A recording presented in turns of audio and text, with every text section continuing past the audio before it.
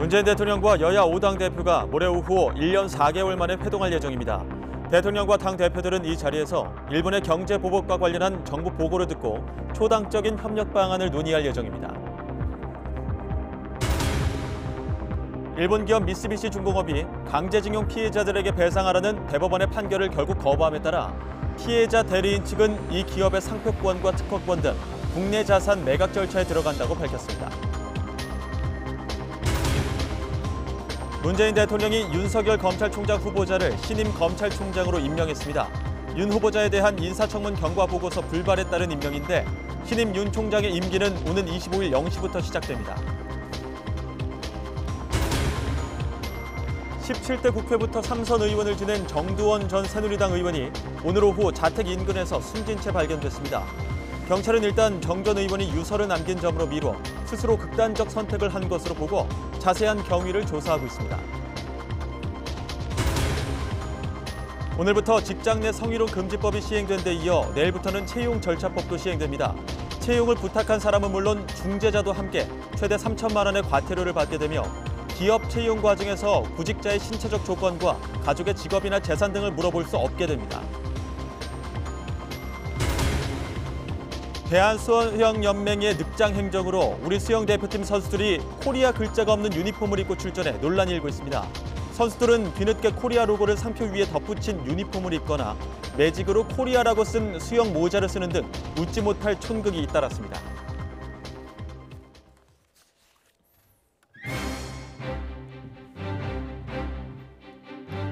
네, 뉴스큐 2부 시작합니다. 정두원 전 새누리당 의원이 오늘 오후 서울 홍은동 북한산 야산 부근에서 숨진 채 발견됐습니다. 자택에 유서를 써놓은 뒤 극단적인 선택을 한 것으로 보입니다. 자세한 내용 취재기자 연결해서 다시 한번 속보 알아보겠습니다. 김다연 기자. 네, 사회부입니다. 자, 우선 경찰에 신고된 시각부터 전해주시죠. 네, 경찰에 신고가 접수된 건 오늘 오후 3시 58분입니다. 정 전 의원의 부인이 자택에 있는 유서를 발견하고 경찰에 신고를 했습니다. 정 전 의원이 오늘 오후 2시 반쯤 차를 타고 옛 자택 인근 서울 홍은동 북한산 자락길을 올라간 뒤 내려오지 않고 있다고 신고가 들어왔습니다. 경찰과 소방서는 드론과 구조견 등을 투입해 옛 자택 인근 공원과 야산 주변을 수색했습니다. 수색 30분 만인 오후 4시 반쯤 옛 자택이 있던 서울 홍은동의 한 공원 부근 야산에서 정 전 의원이 숨진 채 발견됐습니다. 현재 경찰이 현장을 통제하면서 시신을 수습하고 있는 것으로 알려졌습니다. 1957년생인 정 전 의원은 올해 62살로 제17, 18대 한나라당 의원과 제19대 새누리당 의원직을 지냈고 지난 2010년에는 한나라당 최고위원을 역임했고 최근까지 방송 등에서 활발한 활동을 해왔습니다. 경찰은 가족들을 상대로 정확한 사망 경위 등을 조사하고 있습니다. 다시 한번 전해드리겠습니다. 경찰에 신고가 접수된 건 오늘 오후 3시 58분입니다. 정 전 의원의 부인이 자택에 있는 유서를 발견하고 경찰에 신고를 했습니다.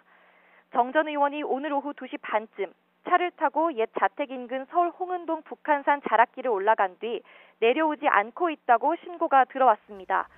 경찰과 소방서는 드론과 구조견 등을 투입해 옛 자택 인근 공원과 야산 주변을 수색했습니다. 수색 30분 만인 오후 4시 반쯤 옛 자택에 있던 서울 홍은동의 한 공원 부근 야산에서 정 전 의원이 숨진 채 발견됐습니다. 현재 경찰이 현장을 통제하면서 시신을 수습하고 있는 것으로 알려졌습니다. 1957년생인 정 전 의원은 올해 62살로 제17, 18대 한나라당 의원과 제19대 새누리당 의원직을 지냈고 지난 2010년에는 한나라당 최고위원을 역임했고 최근까지 방송 등에서 활발한 활동을 해왔습니다. 경찰은 가족들을 상대로 정확한 사망 경위 등을 조사하고 있습니다. 추가적인 소식 확인되는 대로 다시 전해드리겠습니다. 지금까지 사회부에서 YTN 김다연입니다. 네, 다음 소식입니다. 미쓰비시 중공업 측이 배상 조치에 나서라는 강제동원 피해자 측 요구를 거부하면서 대리인단이 미쓰비시의 국내 자산 강제 매각 절차를 밟기로 했습니다.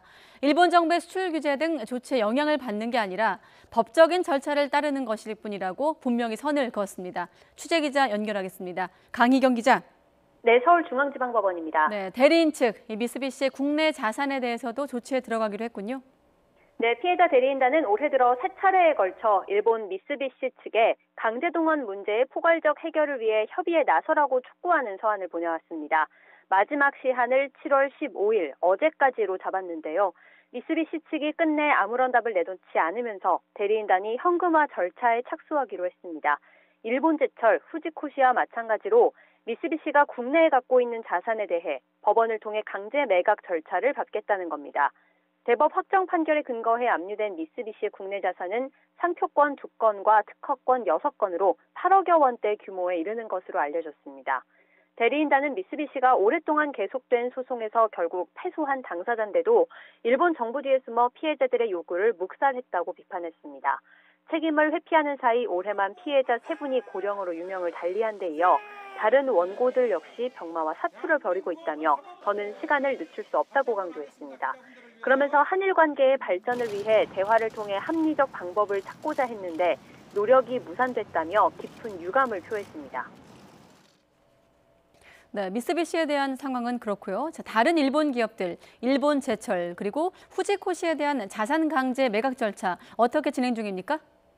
네, 앞서 대리인단은 옛 신일철주금인 일본제철이 소유한 회사의 주식 19만 4천 주와 후지코시가 소유한 회사 주식 7만 6천 주에 대해 각각 매각 명령을 내려달라고 법원에 신청했습니다. 액면가 기준으로 일본제철 소유 주식은 9억 7천만 원, 후지코시는 7억 6천만 원대입니다. 이 가운데 대구지법 포항지원은 지난달 18일 채무자인 일본제철에 서면을 받은 지 60일 안에 의견을 제출하라는 신문서를 발령했습니다. 절차를 생략하지 않고 신문 절차를 진행하기로 법원이 결정한 건데요.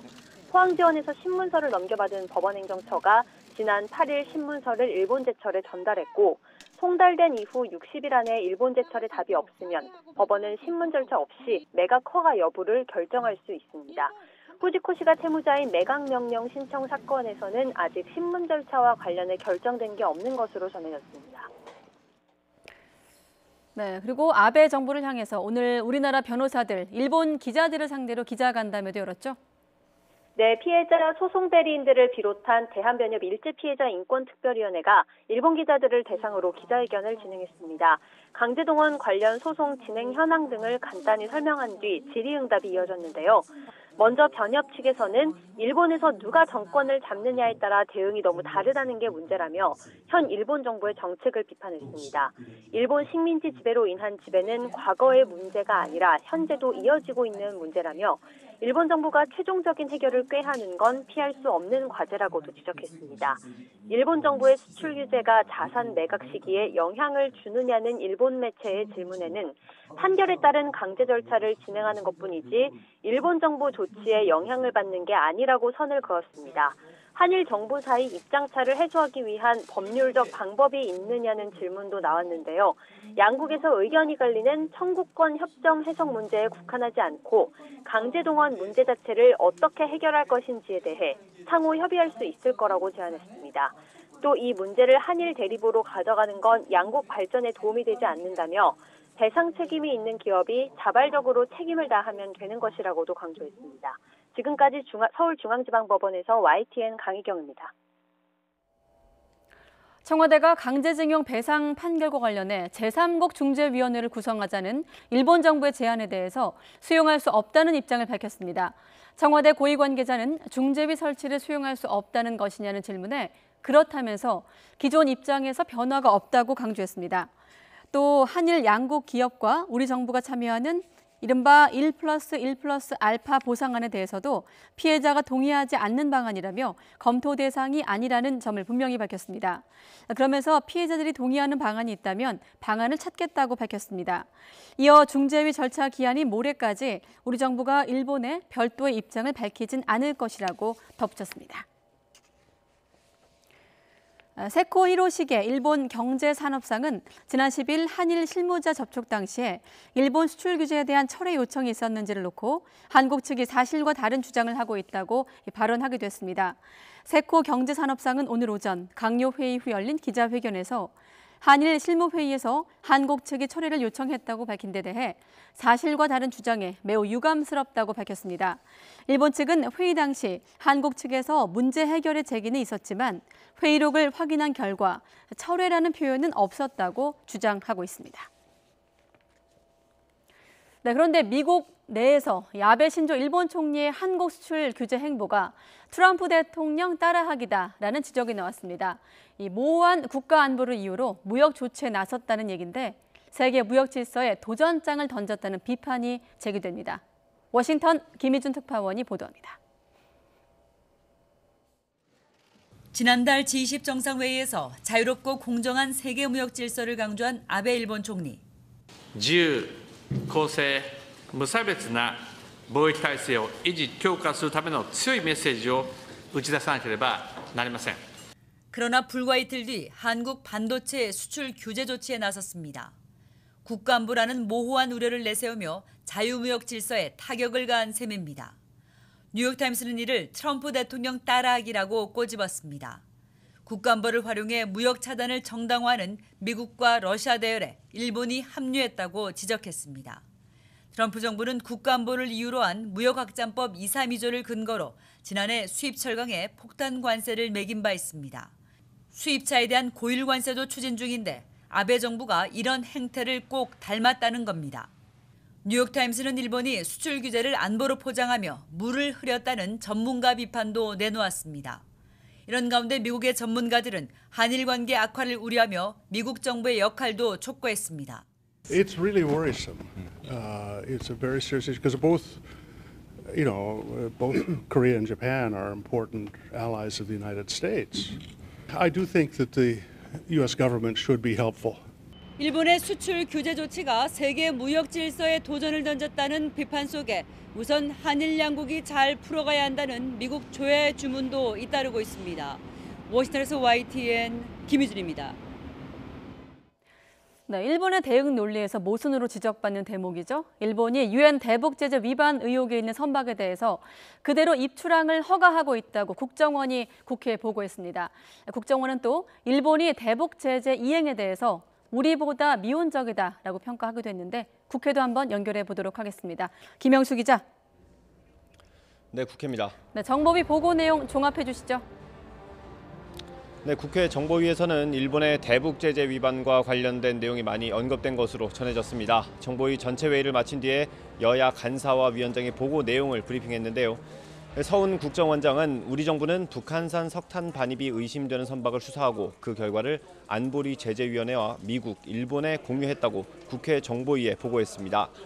대북 제재를 충실하게 이행했다는 취지인데요. 하지만 우리나라가 입항 금지한 선박 가운데 일부는 최근까지도 일본을 드나들고 있다고 국정원은 파악했습니다. 특히 서 원장은 우리가 대북 제재 결의 위반임을 전달했는데도 일본이 적절한 조치를 하지 않았다고 정보위원들에게 설명했습니다. 국정원은 일본이 국내법 미비를 이유로 입출항을 허용하고 있다면서 우리의 제재 이행 노력과 비교할 때 미온적이고 소극적이라고 평가했습니다. 자, 그리고 당청, 민주당과 청와대는 일본의 경제 보복에 대응하기 위한 연석회의를 열었는데 끝났습니까? 네, 아직 회의는 진행되고 있습니다. 오늘 회의에는 민주당 이해찬 대표와 이인영 원내대표, 정의용 국가안보실장, 김상조 청와대 정책실장 등이 참석했는데요. 4시 반쯤 시작된 회의는 1시간 넘게 계속 이어지고 있습니다.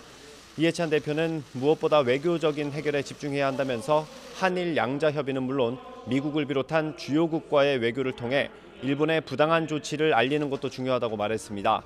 정의용 국가안보실장은 일본의 수출 제한 조치가 국교 수립 이후 쌓아온 한일 우호 관계의 근간을 흔드는 매우 심각하고 무모한 도전이라고 날을 세웠습니다.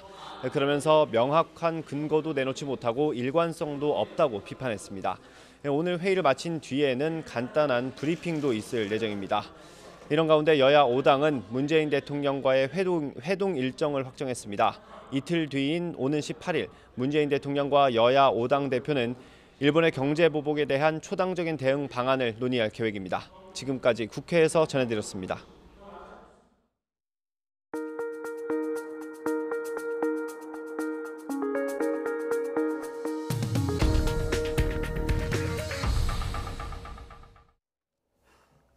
국회 패스트트랙 법안 지정을 두고 빚어진 충돌 사태의 고발과 관련해 더불어민주당 백혜련 의원과 정의당 윤소아 의원이 오늘 오전 경찰에 출석했습니다. 서울 영등포경찰서는 오늘 오전 10시 더불어민주당 백혜련 의원과 정의당 윤소아 의원 등을 피고발인 신분으로 불러 조사했습니다. 두 의원은 지난 4월 국회 패스트트랙 법안 지정 과정에서 의안과를 점거하려는 자유한국당 의원들을 폭행한 혐의로 고발당했습니다.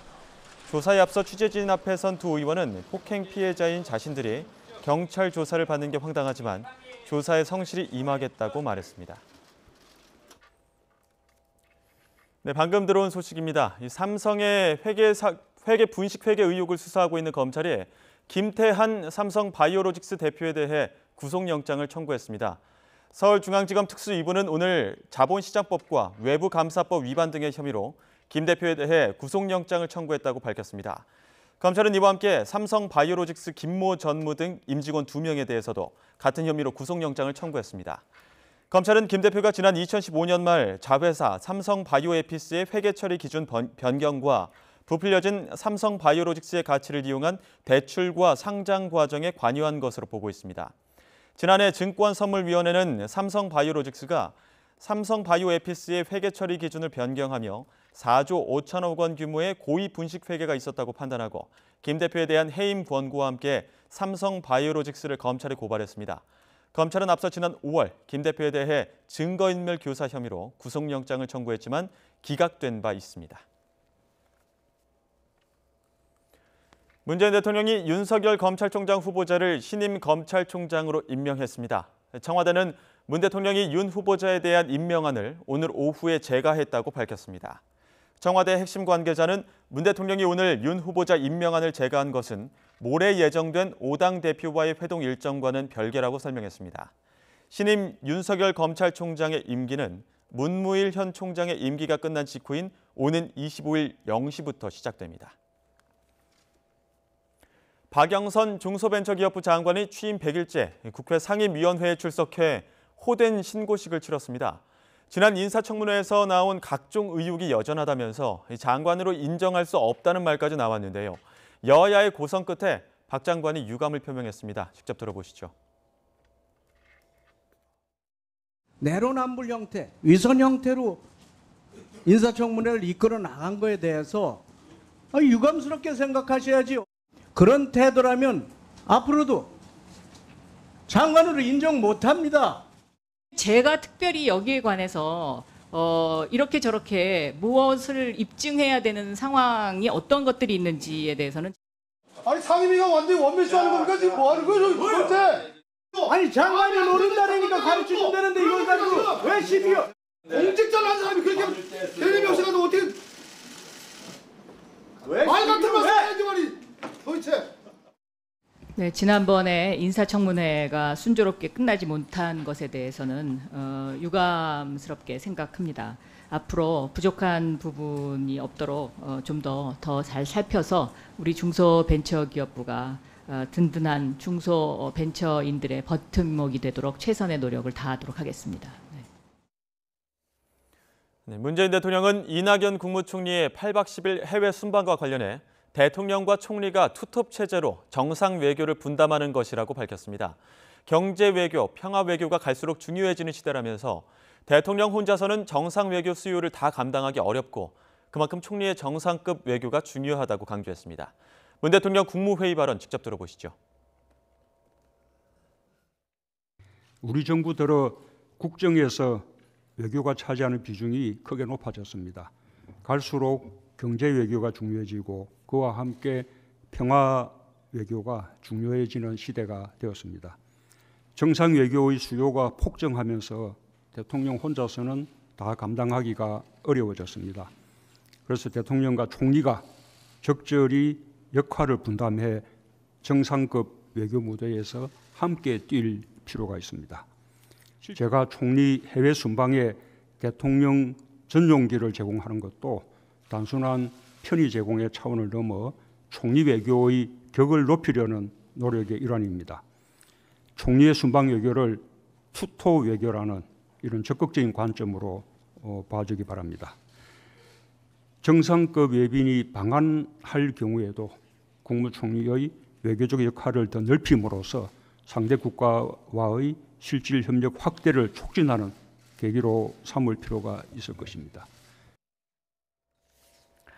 최근 한일 관계 악화에 따라 양국 간 군사정보 보호 협정의 파기 가능성이 거론되고 있는 것과 관련해 국방부가 현재까지는 변화가 없다는 입장을 밝혔습니다.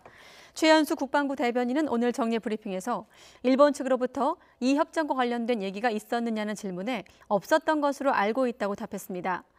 자동 연장된다고 보면 되느냐는 질문엔 아직까진 커다란 문제나 변화가 없기 때문에 지켜봐야 한다며 8월 중순쯤 연장 여부를 결정하게 된다고 설명했습니다. 이 협정은 북한의 핵미사일과 관련된 2급 이하 군사비밀 공유를 위해 지켜야 할 보안 원칙을 담은 것으로 1945년 광복 이후 한일 양국이 맺은 첫 군사협정입니다. 일본을 방문하고 있는 서호 통일부 차관이 한반도 비핵화와 평화정착 문제와 관련해 한국 정부는 일본 정부의 공조를 매우 중요하게 생각하고 있다고 밝혔습니다. 서 차관은 통일부가 일본 게이오대에서 개최한 한반도 국제평화포럼 2019 일본 지역 토론회 기조연설에서 한반도 비핵화와 평화정착은 마지막 냉전 체제를 허무는 세계사적 대전환이기 때문에 국제사회 지지와 협력이 반드시 필요하다면서 이같이 밝혔습니다. 또 한반도 비핵화와 평화 정착 과정은 동북아 지역 질서를 새롭게 만들어가는 과정이기도 하다면서 한일 관계 역시 동북아의 평화와 번영을 위해서 함께 협력하는 관계로 발전해 나가야 한다고 강조했습니다. 북한 선박 와이즈 어니스트호에 실려있던 석탄을 구매한 의혹으로 조사를 받았던 한국 업체가 또 다른 북한산 석탄 반입 의혹을 받고 있다고 미국의 소리 VOA 방송이 보도했습니다. VOA는 석탄 수입회사 A사가 북한산 석탄 운반 혐의를 받고 있는 토고 국적의 선박에 실린 석탄의 최종 구매자로 지목이 돼 현재 한국 정부의 조사를 받고 있다고 밝혔습니다.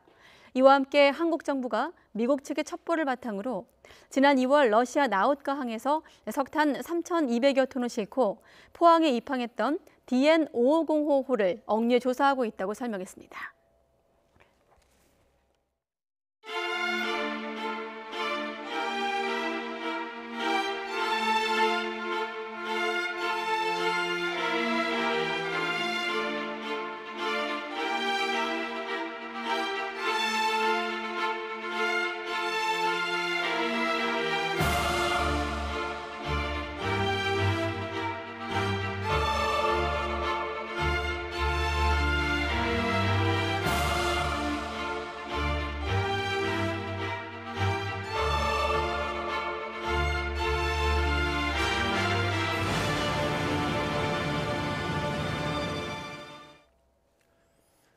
일본의 경제 보복에 대해 자발적인 일본 상품 불매 운동이 확산하고 있습니다. 특히 동네 마트와 슈퍼마켓, 편의점, 전통시장 등지에서 참여가 늘고 있다고 하는데요. 홍춘호 한국마트협회 정책이사와 관련 이야기 나눠보도록 하겠습니다. 이사님 안녕하십니까? 네, 안녕하십니까? 네, 앞서 영상에서도 나왔지만 사지 않겠습니다. 이런 구호는 많았는데 팔지 않겠습니다라고 이제 확산하고 있습니다. 지금 이렇게 팔지 않겠습니다라고 하는 업체가 대략 몇 곳이나 됩니까? 뭐 정확하게 집계를 하는 곳은 저희 한국마트협회하고 슈퍼마켓 협동조합이 있는 거고요. 대략 저희가 지난 주말 기준으로 3,500곳 정도가 좀 집계가 되는 것으로 알고 있습니다. 그리고 슈퍼마켓이 오늘 아마 전국 이사장 회의를 소집해서 결의를 한 걸로 알고 있는데요. 거기가 회원사가 한 2만 곳이기 때문에 당장 이렇게 진행하고 계신 집계될 수 있는 곳은 2만 3천여 곳 이렇게 말씀드릴 수 있을 것 같고요. 그 밖에 이미 자발적으로 진행하고 계신 분들이 계시기 때문에 뭐 그 숫자는 훨씬 더 많다고 이제 표현할 수밖에 없을 것 같습니다. 네, 지난 주말 기준으로 2만 3천여 곳이고 자발적으로 또 참여하는 분들은 더 있기 때문에 가늠하기 어려울 정도로 지금 확산하고 있다라는 말씀해 주셨는데요. 이 마트 안에서도 일본 상품이 차지하는 비중이 꽤 되지 않습니까? 어느 정도나 될까요? 예, 저희 동네 중소마트로 치면 대략 품목은 전체 품목이 한 3만 가지 정도 되는데요. 그중에 일본 상품이 많게는 한 200가지 정도 되는 것으로 파악되고 있습니다. 심지어는 소비자분들이 매장에 오셔가지고 이거 일본 상품이니까 이것도 팔지 말아달라고 이렇게 요청하시는 상황입니다. 예, 우리가 뭐 이게 일본 제품이었나 싶은 어떤 제품들도 있을 테고 그런 것들에 대해서 또 자발적으로 참여하시는 분들도 많이 계시는데 이렇게 자발적으로 팔지 않겠습니다라고 참여하는 계기는 아무래도 이번 일본의 보복 수출 조치 때문이겠죠? 예, 맞습니다. 어떤 과거사에 대한 뭐 일말의 반성도 없이 적반한 장식으로 이 경제보복 카드를 내민 거에 대한 뭐 국민의 한 사람으로서 이제 분개를 하고 있는 거고요. 예. 그 와중에서 자연스럽게 뭐 이 현장에서부터 일어난 운동이라고 보실 수 있겠습니다. 예. 3만 가지 물품 중에 약 200가지 정도가 일본 제품이었는데 그 제품에 대한 불매 운동을 하고 계십니다. 전후에 뭐 매출 차이도 있습니까? 대략 한 첫 주 저희가 시작하고 일주일 정도 추이를 봤는데요. 대략 예. 그 소비자분들이 대체품을 구입하시더라도 한 3% 내외의 매출 하락이 좀 발생을 했고요. 예. 그런데 이것도 좀 반전이 된 게 이번 주 들어서면서부터 이미 불매운동을 하셨던 분들에게서는 이제 매출이 오히려 늘고 있다 이런 보고가 되고 있습니다. 예, 매출이 예, 아마도 이 소비자분들께서 예. 이제 불매운동 하시는 분들을 더 팔아줘야 되지 않나 이런 움직임이 좀 있는 것으로 좀 영향이 되지 않나 이런 생각이 듭니다. 불매 운동을 하고 있는 매장 내에서 대체 품목이 있기 때문에 그런 대체 품목을 오히려 더 사자하는 움직임이 조금 일지 않았나 이런 판단이신 거죠? 네, 그렇습니다. 아무래도 이제 객수가 이제 집계가 되는데요. 평균적으로 일일 객수가 집계가 되는데 불매 운동 이후에 오히려 계속 증가하는 추세입니다. 동대마트 고객수가요. 뭐 오히려 대체 품목, 한국산 대체 품목을 사는 반응들도 있겠지만 그 외에 뭐 다른 반응들도 있습니까? 손님들이 와서 어떤 불매 운동에 대한 반응을 어떻게 보이던가요? 앞서 말씀드렸다시피 어떤 이것도 일본산이다 이렇게 제품을 찾아주시는 분부터 시작해가지고 예. 일단 격려의 목소리가 더 많으시고요. 예. 그래서 더 한 번 올 거 2번 오겠다 뭐 이렇게 말씀해 주시는 분들도 계시고 예. 그 덕에 좀 많이 이 자영업하시는 분들이 힘을 받고 또 그러다 보니까 좀 확산 일로에 있지 않나 이런 말씀 좀 드리고 싶습니다. 예.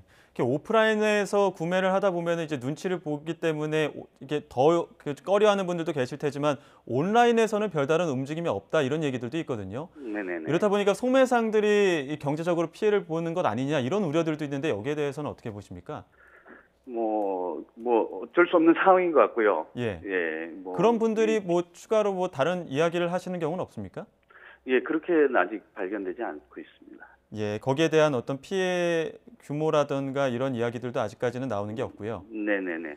오히려 저희하고 밀접하게 관계되어 있는 도매업종 하시는 분들이 계신데요. 예. 이분들은 뭐 직접 저희가 반품을 처리하면 이분들은 또 이제 제조사에 반품을 해야 되는 이런 상황이고요. 예. 예, 반품이 안 돼서 좀 어렵다 이렇게 표현하신 분들은 예를 들면 소매점하고 같이 반반을 부담을 한다거나 예. 이런 상황이 되고 있고 오히려 도매점도 우리 이렇게 안 팔리니까 아예 전체 뭐 품목 중에 일본 제품과 관련해서는 취급을 하지 말자 이런 운동들도 도매업에서 일어나고 있습니다. 예. 앞서 말씀하셨지만 2만 3천여 곳 그리고 자발적으로 참여하는 업체까지 하면 그 이상 그리고 그 안에서도 오히려 소비자들도 조금 고무적인 입장인데 이러한 움직임이 과연 어떤 일본을 압박하는 효과가 있을 것이라고 보십니까? 저는 뭐 그런 것까지는 생각을 안 했고요. 저희가 예. 그런 어떤 정치나 외교의 문제는 또 정부의 몫이 있을 것 같고요. 예. 또 국민의 한 사람으로서 또 소비자들 상대하면서 자영업이 할 수 있는 일이 무엇일까? 발딛고 있는 현장에서 우리가 할 수 있는 일이 무엇일까? 이런 생각의 발로에서 시작됐던 운동이기 때문에 그런 고려들이 참 있을 수는 없었을 것 같고요. 이런 국민의 한 사람으로서 참여했다 이렇게 이해를 해주시면 될 것 같습니다.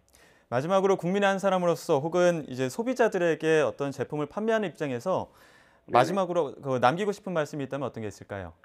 뭐 자영업도 국민의 한 사람으로서 참여를 하고 있고요. 여러 네. 국민 소비자분들도 함께 하고 계신데요. 우리 불매 운동을 하시는 여러 자영업 매장을 한 번이라도 더 찾아주시면 저희도 좀 더 힘내서 우리 국민된 도리를 할 수 있지 않을까 이런 말씀을 드리고 싶습니다. 네, 알겠습니다. 지금까지 홍춘호 한국마트협회 정책이사와 함께 관련 이야기 나눠봤습니다. 오늘 말씀 고맙습니다. 네, 감사합니다.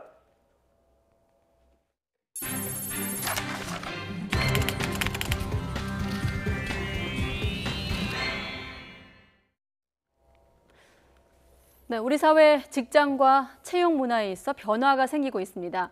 내일부터는 부당하게 채용을 강요하거나 채용과 관련해서 금품을 주고받을 경우 최대 3천만 원 이하의 과태료가 부과됩니다. 네, 또 구직자에게 기혼 여부나 아버지 직업 등을 물을 수 없게 됩니다. 김장하 기자가 보도합니다. 이번에 바뀐 채용 절차법은 채용의 공정성을 확보하고 직무 수행과 관계없는 개인 정보를 보호하는 데 초점을 맞췄습니다. 누구든지 부당하게 채용을 강요하거나 채용과 관련해 금품을 주고받으면 최대 3천만 원 이하의 과태료를 부과합니다. 예를 들어 지인을 통해 기업의 인사 담당자에게 부당한 채용 청탁을 한 경우 청탁을 받은 인사 담당자를 제외한 청탁자와 지인 모두 법 위반이 됩니다. 또 자녀의 채용을 부탁하면서 기업 인사 담당자에게 골프채를 선물하면 주고받은 두 사람 모두 과태료 부과 대상이 됩니다. 다만 채용의 공정성을 침해하지 않는 단순한 정보 제공이나 인재 추천은 허용됩니다. 이번 개정 채용절차법 시행을 계기로 그간 산업 현장에서 나타난 채용 비리나 채용 강요 등의 행위를 근절해야겠습니다. 또 기업은 응시 원서에 직무 수행과 관계없는 구직자 본인의 신체적 조건과 가족의 직업, 재산 등을 적도록 요구하면 안 됩니다. 또 이를 면접 과정에서 물어도 안 되고 위반하면 최대 500만 원 이하의 과태료를 부과합니다. 현재 거주지와 출신 학교 정보 등은 수집해도 되고 본인 확인을 위해 증명사진도 요구할 수 있습니다. YTN 김장합니다. 네, 오늘부터 직장 내 괴롭힘 금지법이 시행된 가운데 시민단체가 직장인들에게 괴롭힘에 적극적으로 대처해달라고 촉구했습니다. 직장갑질 119는 오늘 오전 서울 광화문 광장에서 기자회견을 열어 직장 내 괴롭힘 금지법 시행이 민주적 문화를 만드는 첫 걸음이라고 밝혔습니다. 이들은 직장인들이 상사의 부당한 지시에 대해 대처 방법을 몰라 당황해했다며 자신의 잘못이라 여기지 않고 신고하는 게 가장 중요하다고 설명했습니다. 네, 취업 시험을 준비하는 청년층이 사상 최대 규모인 71만 명이 이르는 것으로 나타났습니다. 첫 취업 성공까지는 평균 11개월 가까이 걸렸습니다. 김평정 기자입니다. 열심히 하셨네요. 구직자는 보통 원서를 내고 시험을 치는 구직 활동을 합니다. 그렇지 않고 시험 준비 단계에만 머물러 있다면 법적으로는 구직자로 인정받지 못하고 실업자 집계에서도 제외됩니다. 하지만 사회에 첫 발을 내딛는 청년층은 채용 공고가 뜬다면 언제라도 시험에 응할 준비를 하고 있다는 점에서 원서를 내기 전이라도 사실상 구직자로 봐야 합니다. 올해 5월 기준 통계를 봐도 15살에서 29살 사이 청년층 가운데 취업을 위한 시험을 준비하는 경우가 71만 4천 명이나 됐습니다. 1년 전보다 8만 8천 명 늘었고 규모도 지난 2006년 관련 통계 작성 이후 최대입니다. 취업을 준비하는 분야는 일반직 공무원이 30%가량으로 가장 많았고 그 다음으로 기능 분야 자격증과 일반 기업체 등의 순이었습니다. 첫 취업 성공에 걸리는 기간은 좀 더 길어졌습니다. 최종 학교를 졸업한 뒤 첫 직장에 들어가는데 평균 10.8개월이 걸렸는데 4년 전보다 거의 한 달이 늘어났습니다. 첫 직장의 임금은 150만 원에서 200만 원 사이를 받는 비율은 늘고 이보다 적은 100만 원에서 150만 원 사이의 비율은 줄어 전체적인 임금 수준은 올라간 것으로 나타났습니다. 물가 상승분도 반영이 돼 있을 것이고요. 그런 사유로 인해서 임금이 조금씩 상승된 걸로 이렇게 보여지고 있습니다. 청년층의 고용률은 43.6%로 1년 전보다 0.9%포인트 올라 다소 호전되는 양상을 보였습니다. YTN 김평정입니다. 네, 정신질환이 있는 어린 자녀를 필리핀에 버린 부모가 재판에 넘겨졌습니다. 부산지검 여성아동범죄조사부는 아동 유기와 방임 혐의로 47살 최모 씨를 구속하고 아내 박모 씨는 불구속 기소했습니다.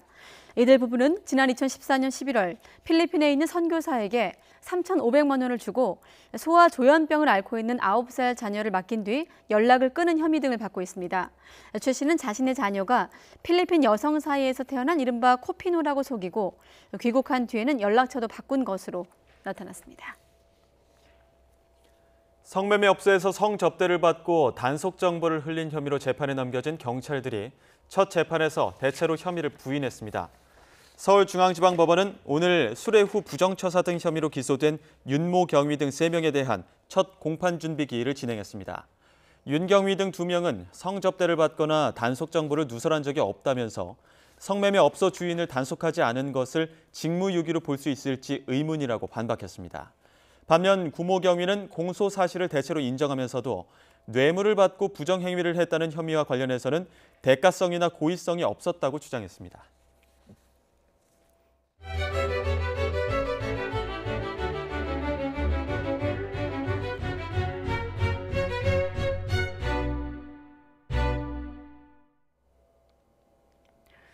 지난해 대진 침대 사태를 시작으로 우리 사회 전반에 라돈 공포가 시작이 됐는데요.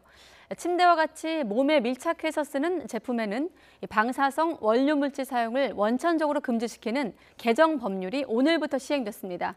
이동훈 기자가 취재했습니다. 방사성 원료물질 사용이 금지된 품목은 침대와 베개, 마스크처럼 몸에 밀착해 사용하거나 착용하는 제품입니다. 이들 제품은 적은 양의 방사성 물질만 사용해도 상대적으로 피폭설량이 높기 때문입니다. 화장품이나 향수 등 몸에 바르거나 뿌리는 제품, 숟가락이나 젓가락과 같이 음식물 섭취에 사용되는 제품도 대상에 포함됩니다. 또 팔찌나 귀걸이, 목걸이 등의 장신구와 안경이나 콘택트 렌즈 종류에도 방사성 원료물질 사용이 전면 금지됩니다. 이른바 음이온 효과를 내기 위해 방사성 원료물질을 사용하는 것도 허용되지 않습니다. 지금까지는 음이온 제품에 방사성 물질을 쓰더라도 연간 피폭설량이 기준치인 1mS만 넘지 않으면 위법이 아니었습니다. 하지만 앞으로는 제품 제조에 방사성 물질을 사용하는 것 자체가 금지되는 겁니다. 이 밖에도 방사성 원료 물질을 수출입하고 판매하는 사람뿐 아니라 해당 물질을 써서 가공 제품을 만들고 제품을 수출입하는 사람도 반드시 등록 심사를 거쳐야 합니다. 개정된 법률이 시행되게 되면 그간의 부적합한 용도와 목적으로 방사선 원료 물질이 생활 제품에 사용된 사례가 근절될 것으로 저희는 보고 있고요.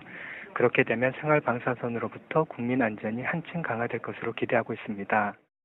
개정된 법안은 이미 시중에 판매되고 있는 제품들에는 적용되지 않습니다. 원안위는 기존 제품에 대해서도 라돈 측정 서비스 등을 통해 부적합 여부를 확인하고 조치할 계획입니다. YTN 사이언스 이동훈입니다. 댕기열을 일으키는 바이러스가 국내 서식 모기에서도 처음으로 검출됨에 따라 보건당국이 감시 체계를 강화했습니다. 이에 따라 현재 인천시 보건환경연구원이 인천공항 외부에서 모기 채집을 위해 운영해왔던 매개체 감시 지역이 2곳에서 9곳으로 확대됩니다. 인천공항 검역소가 공항 내에서 운영해온 매개체 감시 지역도 기존 5곳에서 더 늘어날 전망입니다. 그동안 매개체 감시를 하지 않았던 지역 공항들 가운데 동남아를 오가는 비행기가 많은 곳은 이르면 다음 주부터 매개체 감시를 시작할 예정입니다. 네, 옛 동부그룹 창업주인 김준기 전 회장이 성폭행 혐의로 고소당했습니다. 이번엔 가사도움이라고 하는데 2년 전 여비서 성추행 혐의에 이어서 다시 피소가 되면서 인터폴 적색 수배까지 내려진 상황입니다. 이영원 기자가 취재했습니다. 지난 2017년 9월 여비서 상습 성추행 혐의로 회장직에서 물러났던 김준기 전 동부그룹 회장. 이번에는 가사도우미를 성폭행한 혐의로 피소됐습니다. 사건 발생은 여비서 성추행보다 앞선 지난 2016년으로 경기도 남양주에 있는 별장에서 가사도우미 A씨를 1년 동안 성폭행한 혐의입니다. A씨는 지난해 1월 제출한 고소장에서 김 전 회장이 음란물을 본 뒤 자신을 상대로 성범죄를 저질렀다고 주장했습니다. 이에 대해 김 전 회장 측은 합의된 관계였다며 성폭행 의혹을 부인하고 있는 것으로 알려졌습니다. 경찰은 김 전 회장과 연락이 닿지 않는다며 2년 전 성추행 사건과 마찬가지로 이번에도 치료를 이유로 미국에 체류하면서 수사에 응하지 않고 있다고 밝혔습니다. 이에 경찰은 김 전 회장의 여권을 무효화하고 인터폴 적색 수배를 내렸습니다. 인터폴에서 알아서 해야지. 그쪽에서 데려가요. 우리가 못 데려가잖아요. 좀 있을게야지. 경찰은 김 전 회장의 성폭력 관련 2 고소 사건을 모두 기소 중지 의견으로 검찰에 송치한 뒤 신병이 확보되는 대로 수사를 재개할 방침입니다. YTN 이영원입니다. 네, 경북 의성의 쓰레기산 다 들어보셨을 텐데 이런 불법 폐기물 투기가 진화하다 보니 지역의 작은 공장으로까지 파고들었습니다. 경기 침체로 빈 공장을 싼 값에 빌려서 불법 폐기물만 버리고 도망치는 수법. 이윤재 기자가 취재했습니다. 경북 영천에 있는 공장입니다. 공장 터와 건물에 온갖 폐기물이 가득합니다. 금속 보관 창고로 쓴다며 공장을 빌린 뒤 2달 만에 쓰레기 창고로 만든 겁니다. 심지어 폐기물이 보이지 않도록 높은 철제 담장까지 쌓았습니다. 3월 달에 구리나 비철 금속 같은 걸 다루는 실내 보관할 수 있는 큰 창고가 필요하다고 저한테 임대를 얻으러 왔습니다. 제가 5월 28일 날 발견했을 때 지금 보시는 이 상태가 되어 있었습니다. 1km 남짓 떨어진 다른 공장도 사정은 같습니다. 자동차 부품 공장으로 쓰이던 곳입니다. 제가 문을 한번 열어보겠습니다. 안쪽을 들여다보면 바닥부터 천장까지 폐기물이 빈틈없이 가득 차 있습니다. 쓰레기를 마구잡이로 집어넣다 보니 외벽이 부서져 위태롭기까지 합니다. 두 공장은 같은 사람이 빌렸는데 조직적으로 폐기물이 버려진 것으로 추정됩니다. 임차인을 이제 앞에 내세워가 이제 임차를 내가 이 물건을 투척하고 도주를 해보니까 임차인이 모든 거를 이제 그걸 법적 책임을 지고 안고 가보니까 위에 점조주기 형태로 돼 있는 게 이게 밝혀지지는 않았었어요. 처리도 쉽지 않습니다. 쓰레기 창고로 변한 공장은 영천시에만 모두 8곳, 폐기물 양은 5만 4천 톤에 이릅니다. 당장은 지자체가 치운다고 하더라도 도망간 임차인이 확인되지 않으면 피해자인 공장 소유자가 비용을 내야 합니다. 현재 상황에서는 행위자에 대한 처벌이나 조치가 이행되지도 않았는데 대집행부터 할 수가 없다 보니까 의성 쓰레기산, 평택항 컨테이너 쓰레기 수출에 이어 쓰레기 창고까지 갖은 수법으로 마구 버려지는 폐기물에 우리 삶의 터전이 멍들고 있습니다. YTN 이윤재입니다.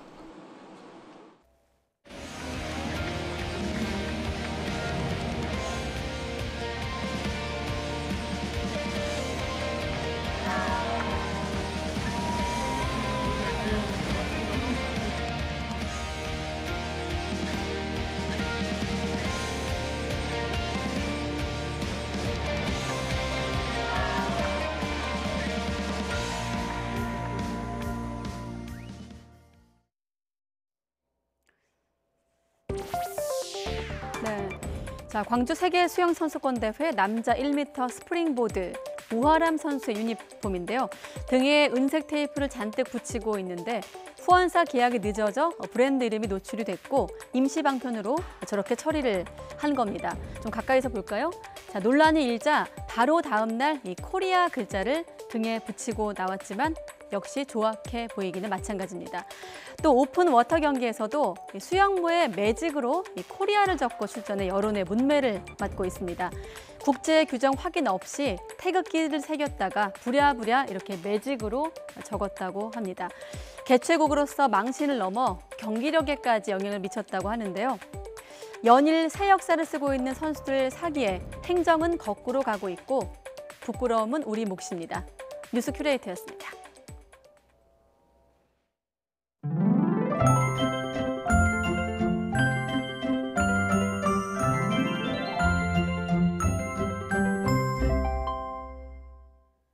퇴근길 내륙 곳곳에 소나기가 쏟아지고 있습니다. 갑작스런 소나기에 대비해서 우산 챙기시는 게 좋겠습니다. 내일도 중부지방은 무더운 날씨가 계속되겠고요. 오늘처럼 내륙 곳곳에는 소나기가 지나겠습니다. 반면 남부와 제주도는 장마전선의 영향으로 비가 내리겠습니다. 내일 중부 내륙과 전북 내륙에는 대기 불안정으로 한때 소나기가 지나겠고요. 장마전선이 다시 북상하면서 제주도는 오후부터, 호남과 경남 지역은 밤부터 비가 내리겠습니다. 예상되는 비의 양은 5에서 30mm고요. 천둥과 번개를 동반하며 요란하게 내리는 곳이 있겠습니다. 내일 중부지방을 중심으로 무더위가 기승을 부리겠습니다. 서울 낮 기온 32도, 광주 29도, 대구 28도, 부산 27도로 예상됩니다. 장맛비는 금요일까지 충청 이남 지역에 비를 뿌리겠고요. 서울을 비롯한 중북부 지역은 장맛비 대신 30도를 웃도는 무더위가 계속되겠습니다. 지금까지 날씨 정보였습니다. 네, 이상으로 뉴스큐 오늘 순서 마치겠습니다. 함께해 주신 여러분 고맙습니다.